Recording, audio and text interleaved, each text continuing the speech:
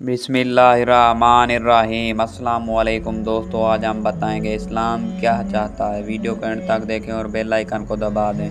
इस्लाम के पेश नज़र ये बात कभी ना रही कि वो लोगों को अपना अकीदा कबूल करने पर मजबूर करे।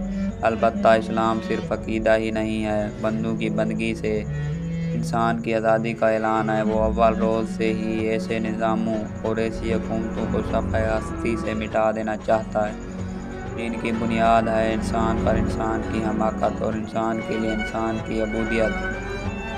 फिर वो अफराद पर से सियासी दबाव उठा लेने और तफ़हीम और तबलीग से अक़ल व रूह में रोशनी पहुँचा देने के बाद उन्हें अमलन आज़ाद छोड़ देता है कि अपनी मर्ज़ी से जो अक़ीदा चाहें इख्तियार करें। लेकिन इसका ये मतलब हरगिज़ नहीं कि वो ख्वाहिशात नफ्स को अपना आला बना लें या खुद अपनी पसंद से बंदों की बंदगी इख्तियार कर लें या अल्लाह के बजाय अपने ही अंदाज के कुछ अफराद को अपना रब बना ले। ऐसा निज़ाम जो दुनिया में इंसानों पर हुक्मरानी करे, उसके लिए सिर्फ अल्लाह की अबूदियत पर कायम होना शर्त है। और ये इस वक्त कायम मुमकिन है जब शराए हुकाम सिर्फ बारगाह इलाही से हासिल किए जाएँ और इस आलमगीर निज़ाम के साथ खरीदते हुए हर फर्द जो अक़ीदा चाहे अपना इस तरह दीन यानी